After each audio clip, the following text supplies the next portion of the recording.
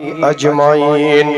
أما بعد فقد قال الله تبارك وتعالى في القرآن المجيد والفرقان الحميد: فاذكروني أذكركم واشكروا لي ولا تكفرون.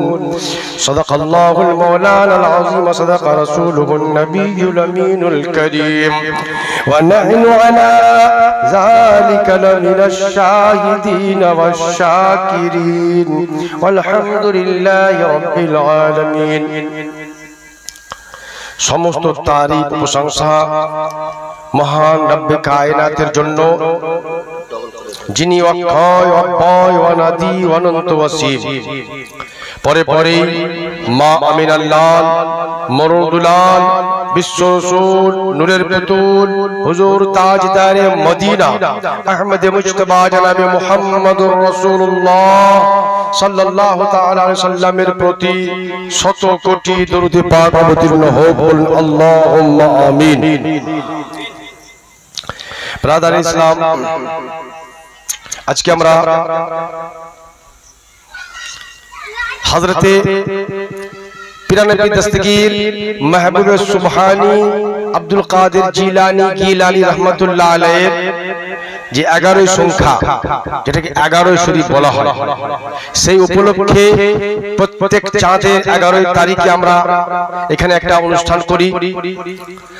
আমাদের মজজুবে কামিল হযরত গোলাম মুর্তজা উরফে কাবিল বাবা খুব পছন্দনীয়, খুব চাহিতা, খুব নিকটবর্তী এবং খুব মেহবুব ছিলেন গৌসে পাক রাদিয়াল্লাহু তাআলা। সেই দিকে লক্ষ্য রেখে আমরা কাবিল বাবার প্রেমে তিনার পছন্দকে নিজের পছন্দ করে অনুষ্ঠানকে আমরা অনুষ্ঠিত করি। তিনার পছন্দটাই আমাদের কাছে শেষ কথা। সেই দিকে লক্ষ্য করে আজকের অনুষ্ঠান আমরা করে থাকি। তিনার মুখে কথায় কথায় আমি গাউসে পাকের নাম শুনতে পেতাম। তিনার মুখে দাতা মাহবুব শাহ রহমাতুল্লাহ আলাইহির কথা শুনতে পেতাম। তো আউলিয়ায়ে কেরাম কুতুবুল আকতাব যারা হয়ে থাকে, তিনাদের শান, তিনাদের মান, তিনাদের মর্যাদা, তিনাদের থেকে বেশি তো আমরা কিছু জানি না। কারণ ফকির বলা হয় ওই ব্যক্তিকে যারা সব কিছু জানার পরেও চুপ থাকে। ফকিরের সঙ্গে আবার জানেন আপনারা, ফকির বলা হয় ওই ব্যক্তিকে যে সব কিছু জানার পরেও চুপ থাকে, তাদেরকে ফকির বলা হয়। দেখা যায় কিছু লোক আছে জানে খুব কম, বক বক বক বক করে বকেই যায়, মনে সব বুঝে বসে আছে, ও কিছুই বুঝে না, নিজেও নিজেকে বুঝাতে পারবে না, আর নিজে আমলও করে না, বুঝেও না, মানুষ বক বক করে বুঝে। কিন্তু ফকির যারা হয় ভিতর থেকে বাহির, দূর থেকে কাছে সব জানা, অথচ চুপ থাকে তারা, এবং সময় তারা অপেক্ষা করে, যে সময় যেটা প্রয়োজন সেটা তারা বলে থাকে। ব্রাদার ইসলাম, তো এমনই একজন মজজুব, এমনই একজন কামিলের দরবারে আমরা এসেছি যে এত কিছু তিনি জানতেন, এত কিছু তিনি বুঝতেন, অথচ তিনি চুপ থাকতেন। যিনারা খুব কাছে থেকে ওনাকে দেখেছে, যেমন আমি নিজে দেখেছি, তো তিনারাই কেমন ভাবতে পেরেছেন এনার সম্বন্ধে কি ইয়ে একটা কেমন ব্যক্তি যার কাছে সমস্ত জ্ঞান, যার কাছে সমস্ত বুদ্ধি বিবেক জানা সবকিছু, অথচ এত চুপ কেন? যেহেতু উনার যে টাইটেলটার সংজ্ঞাই হচ্ছে যে সব কিছু জানার পরেও চুপ থাকে, তো তার টাইটেলটাই তো হচ্ছে ফকির। সুতরাং উনি যে ভ্যালভ্যালিয়া বকে দিবেন আর সবকিছু বাজে বলে দিবেন, সেটা তো ওনার টাইটেলের মধ্যে পড়ে না। ব্রাদার ইসলাম, আল্লাহ পাক জাল্লা শানুহু আম্মা নাবালুহু পরওয়ারদিগার আলম বলেন, ফাজকুরুনি আযকুরুকুম ওয়াশকুরু লি ওয়ালা তাকফুরুন। খুব বিখ্যাত আয়াত, সূরা বাকারার আয়াতটা। আল্লাহ পাক বলছেন ফাজকুরুনি, আমার যে জিকির করবে, আমাকে যে স্মরণ করবে, আযকুরুকুম সোজা বাংলায় বলতে গেলে আল্লাহ বলছেন তাকে স্মরণ করুন। আমাকে যে স্মরণ করবে তাকে আমি স্মরণ করব। ওয়াশকুরুলি ওয়ালা তাকফুরুন, তোমরা আল্লাহ পাকের শুকরিয়া আদায় করো, ইনকার করো না, অমান্য করো না, আল্লাহ পাক বলছেন। তো এর ব্যাখ্যাতে উলামায়ে কেরাম বলছেন कि जे व्यक्ति अल्लाह पाकेर जिकिर करे अल्लाह पाकेर बंदगी करे আল্লাহ পাককে স্মরণ করে, তো আল্লাহ বলছেন তুমি একবার ডাকো আমি 10 বার সাড়া দিয়ে থাকি। আল্লাহ পাক বলছেন ফাজকুরুনি, আমাকে তোমরা যদি স্মরণ করো আজকুরুকুম, আমি তা সাড়া দিই। তো কি রকম? আমরা একবার বলি ইয়া আল্লাহ, তো আল্লাহর তরফ থেকে 10 বার সাড়া দেওয়া হয়। আমাদের জানা নেই, কারণ আমরা আমাদের এই ফকির সাহেব বলতেন শুধু মুখেই বলছি, ডব ডবে হয় বলিস না, মুখে বলছি। সত্যিকারে বলতে গেলে এক মুখে বলা, এক অন্তর থেকে মন থেকে বলার মধ্যে অনেক পার্থক্য। এক হয় যে অন্তর থেকে বলা, মন থেকে বলা, প্রেমের সহিত বলা, ইশকের সহিত বলা, এর মধ্যে আরে মুখে বলা, এর মধ্যে অনেক পার্থক্য। এমন সাধারণ মানুষ, কিছু কিছু নেতা আছে দেখবেন মুখে বলে চলে যাবে সবকিছু, কাজে কিছু করবে না। তো আমাদের ইবাদতগুলো ঠিক ওই রকমই হয়ে গেছে, আমরা মুখেই পড়ে চলে যাচ্ছি। আল্লাহর সঙ্গে যে ইশক, নবীর সঙ্গে যে মোহাব্বত, সেটা আমরা তৈরি করতে পারছি না, যেটাই মাজ্জুবেরা তৈরি করেছিলেন। রাদান ইসলাম, তো আল্লাহ পাক কত সহজ করে দিয়েছেন আমাদের রাস্তাকে। আমরা যদি তিনাকে একবার ডাকি তো তিনি 10 বার সাড়া দিয়ে থাকেন। তিনি বলছেন তোমরা ইনকার করো না, বরঞ্চ শুকরিয়া আদায় করো। ওয়াশকুরুলি ওয়ালা তাকফুরুন। তারপরের আয়াতে আল্লাহ বলছেন ইয়া আইয়ুহাল্লাযীনা আমানুস্তাঈনু বিস-সাবরি ওয়াস-সালাহ, হে মুমিন বান্দারা তোমরা ধৈর্যের সহিত, আমানুস ইয়া আইয়ুহাল্লাযীনা আমানুস্তাঈনু, তোমরা আমার কাছে সাহায্য চাও। কি রকম? বিস-সাবরি ওয়াস-সালাহ, ধৈর্য এবং নামাজের সহিত। এখানে একটা বিশাল চিন্তার বিষয় আছে, চিন্তা করার বিষয় আছে, এখানে একটা সূক্ষ্মতা আছে। সাহায্য তো আল্লাহর কাছে চাইবো, কিন্তু আল্লাহ পাক আমাদেরকে জ্ঞান দিচ্ছেন, বলে দিচ্ছেন কিভাবে তোমরা সাহায্য চাইবে, ধৈর্য এবং নামাজের সহিত। তো আপনি বলবেন হাফেজ সাহেব নামাজ পড়তে পড়তে তো আমরা নামাজ পড়বো, আল্লাহর কাছে সাহায্য চাইবো, ধৈর্যটা এখানে কেন আসলো? অথচ আগে আসলো, নামাজটা পরে, ধৈর্যটা আগে। আমানুস্তাঈনু বিস-সাবরি ওয়াস-সালাহ, ধৈর্য এবং নামাজের সহিত আমার কাছে তোমরা সাহায্য চাও। আবার তারপরে আয়াতে কি বলছে দেখেন, এটা ক্লিয়ার করেছেন আল্লাহ পাক, ইন্নাল্লাহা মা'আস-সাবিরিন। এই একটা আবার প্রশ্ন জেগে গেল, নামাজ এবং ধৈর্যের সহিত সাহায্য চাইতে বসলেন, এবার নামাজ কাট, নামাজ নাই, বলছেন ইন্নাল্লাহা মা'আস-সাবিরিন, যে ধৈর্যকারী তার সঙ্গে আল্লাহ পাক আছেন। এখানে কি বলা উচিত ছিল আমাদের জ্ঞানে, কি যিনি নামাজ পড়বেন এবং ধৈর্য রাখবেন তার সঙ্গে আল্লাহ পাক আছেন, কিন্তু সেটা নাই। কিন্তু যে ধৈর্যকারী, যে ধৈর্য ধরবে তার সঙ্গে আল্লাহ পাক আছেন। ইয়াকিন বাবা, তাহলে এর ব্যাখ্যা তো উলামায়ে কেরামের কাছে শুনতেই হয়, জানতেই হয় যে আল্লাহ পাক সাহায্য চাইতে বলছেন ধৈর্যের সহিত, নামাজের সহিত, তারপর বলছেন যে ধৈর্যকারী তার সঙ্গে আল্লাহ আছেন। এখানে আমাদের জ্ঞান কি বলছে, নামাজ হচ্ছে সর্বোচ্চ ইবাদত, যে নামাজি তার সঙ্গে আল্লাহ পাক আছেন, এটা বলা উচিত ছিল না। আমাদের বিবেক কি বলছে, নামাজিকে আমরা কত ভালো বলি, আর নামাজ কঠিন ইবাদত, সর্বোচ্চ ইবাদত। তাহলে কি নামাজের চেয়ে ধৈর্যটা বেশি করা, না ধৈর্যের বেশি মান মর্যাদা? এখানে তো এটাই প্রমাণ হচ্ছে, নামাজি বাদ, নামাজ বাদ, যে ধৈর্যকারী তার সঙ্গে আল্লাহ পাক আছেন। রাদান ইসলাম, অবশ্যই ধৈর্যকারী। প্রথম কথা হচ্ছে নামাজ বাদ দিয়ে কিছু না, কিন্তু একজন নামাজি তার মধ্যে যদি ধৈর্য থাকে, তার মধ্যে সহ্য থাকে, তবেই তার নামাজটা কামিল হবে, তবেই আপনার নামাজটা কামিল হবে। এই জন্য ধৈর্যটা আগে, তবেই আপনার নামাজ।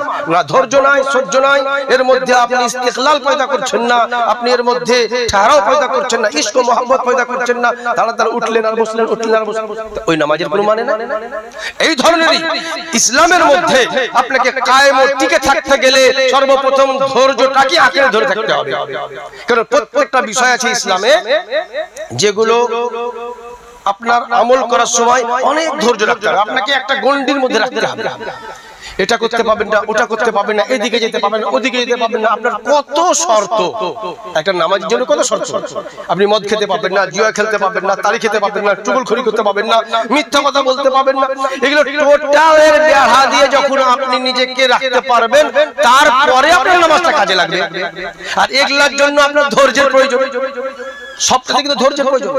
তাহলে নামাজটা অনেক পরে, আর ওই নামাজটা তখনই কাজে লাগবে যখন আপনি নিজেকে বাধা দিয়ে দিলেন, এতগুলো শহীদ আপনি ধৈর্য রাখছেন না, আমি একজন মুমিন, আমি একজন নামাজি, আমি এখানে চুগলখড়ি করব না, আমি মিথ্যা কথা বলবো না, আমি গীবত করব না, আমি তো মদ খাবো না, আমি তো তাড়ি খাবো না, এই যে নিজেকে ঘেরে এলাম এতটা জিনিস দিয়ে। এখানে আপনাকে অনেক বড় ক্ষমতা তৈরি করতে হবে, ধৈর্যের একটা পাহাড় তৈরি করতে হবে, যার কারণে আল্লাহ বলছেন ধৈর্যকারীর সঙ্গে আল্লাহ পাক আছেন।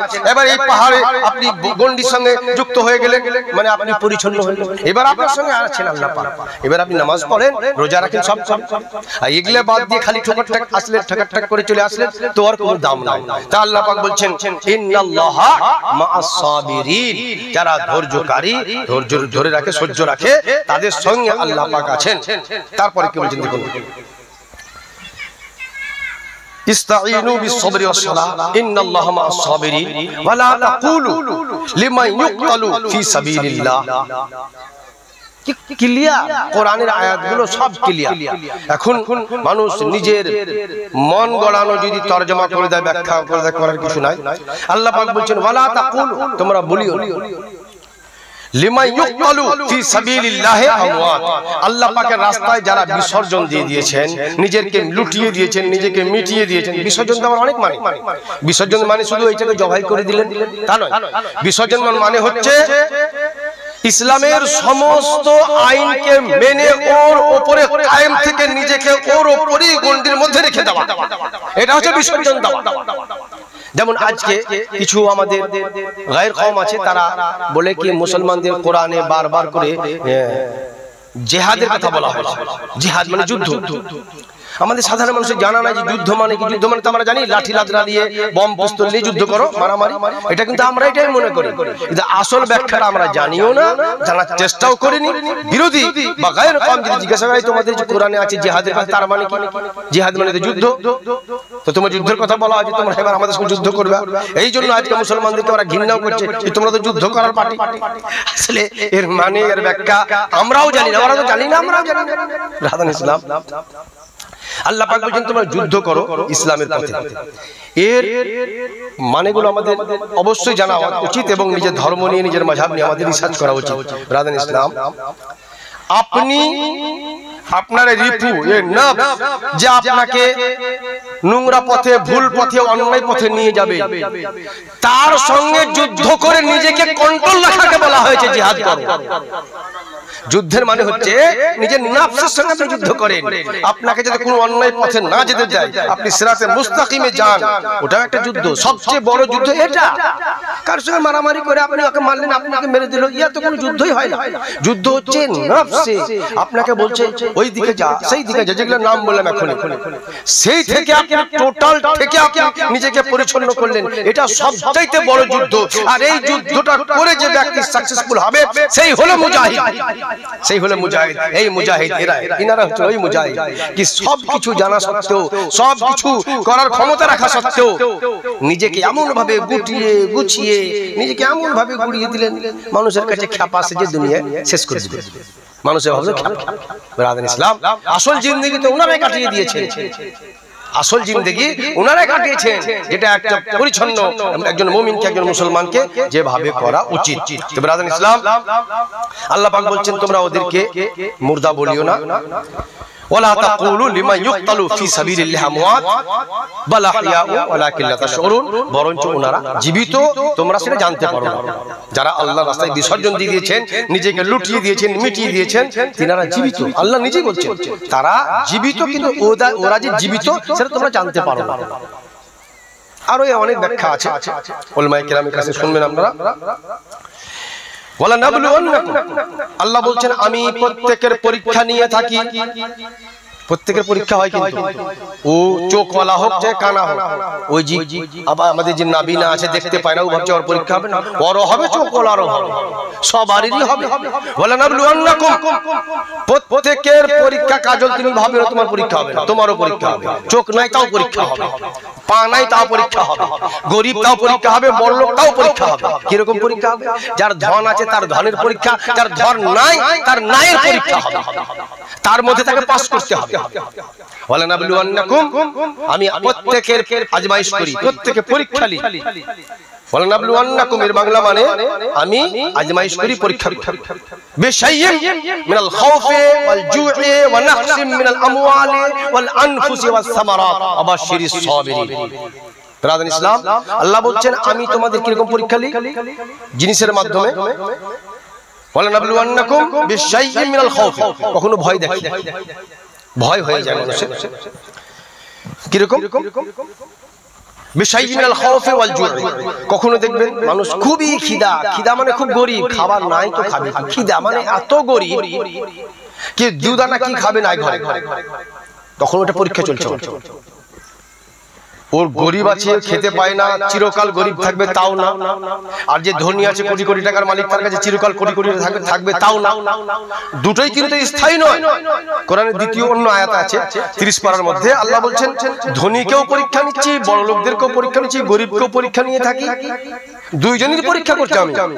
তো যারা ধনী তারা আল্লাহ অনেক অনেক অনেক ধনী করেছে, অনেক সুখী করেছে, এটা বলে। আর গরিবরা বলে আমি খুব গরিব, কাঁদে। আল্লাহ বলছেন না, গরিবকে গরিবই রাখার জন্য আমি স্থায়ী ভাবে করে দিয়েছি, না ধনীর ধন থাকবে চিরকাল তাই স্থায়ী করেছি। স্থায়ী দুটোই নয়, দুটোই পরীক্ষার জন্য। তো এখানে সূরা বাকারাতে আল্লাহ কি বলছেন? বিশাইইন মিনাল খাউফি ওয়াল জু'i, কখনো আমি খিদার জ্বালায় রাখি, এত ঘরে দানা নাই, খিদা আছে, তখন কি বলছেন? ওয়াল জু মানে খিদা, ভুখ।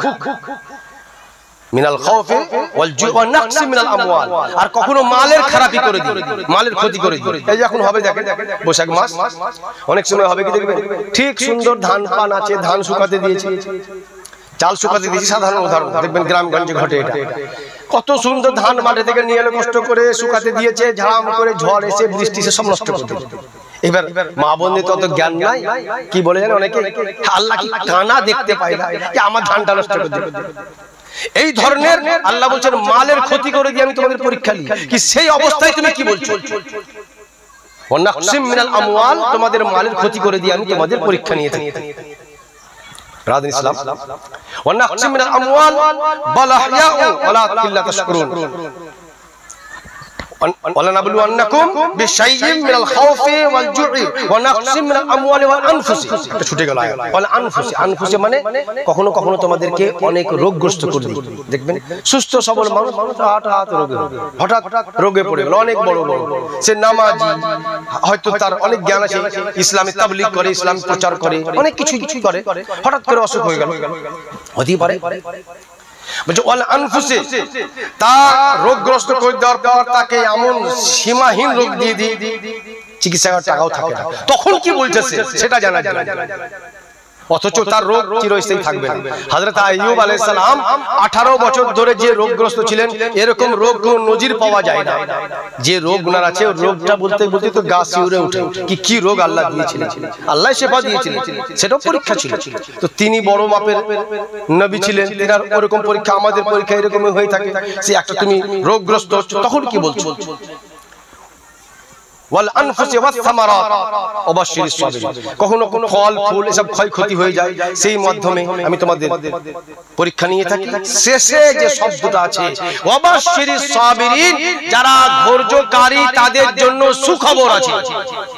এগুলোর মাধ্যমে যারা নিজেকে ধৈর্যের গণ্ডি, বললাম ধৈর্যের গণ্ডির মধ্যে রাখলো, তাদের জন্য আল্লাহ বলছেন ওয়া বাশশিরিস সাবিরিন, এর বাংলা মানে হচ্ছে তাদের জন্য সুখবর আছে। কি সুখবর আছে ভাই?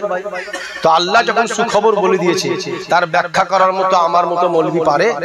সুখবর মানে সেই সুখবর, এমন সুখবর হবে ব্রাদার ইসলাম, সেটা আমাদের ধ্যান ধারণার মধ্যে নাই।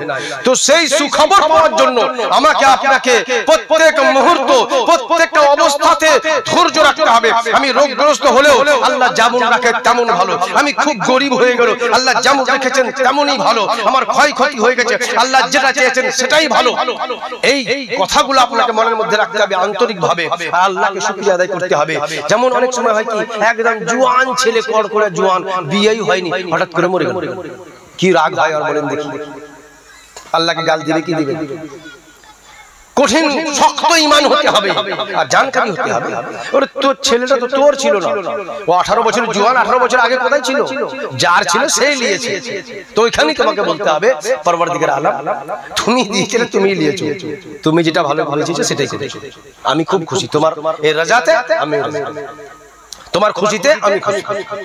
এই ধৈর্য, এই ইস্তেকলাল খুব কঠিন কাজ, কিন্তু আল্লাহ বলেন কঠিনের পরিবর্তে যে আমি কঠিন জিনিস তোমাদেরকে দিচ্ছি। অবশ্যই সাবিরিন, তোমাদের জন্য বাশশির আছে, সুখবর আছে। তো সুখবর পাওয়ার জন্য মুমিনদেরকে মৃত্যুর আগে পর্যন্ত ইস্তেকলাল অর্থাৎ ধৈর্য সবরকে একদম আঁকড়ে ধরে রাখতে হবে। ইসলামের পথে নিজেকে কায়েম রাখতে হবে, অটুট রাখতে হবে। বিন্দু পরিমাণ আপনাকে হেলদোল করলে হবে না, কোন রকমের ডাগমাগালে হবে না, ঈমান নষ্ট করলে হবে না। কারণ ঈমান ছাড়া আল্লাহ পাকের দরবারে কোনো স্থান লাভ করা যাবে না। আলাদা ইসলাম ঈমানের প্রতি কায়েম থাকতে হবে। আমরা জিকিরের মাহফিল করব কিছু, তাই এখান থেকে বক্তব্য সমাপ্তি ঘটাচ্ছি। আমিন। আমা তাওফিকি ইল্লা বিল্লাহ। আসসালামু আলাইকুম ওয়া রাহমাতুল্লাহি ওয়া বারাকাতুহু।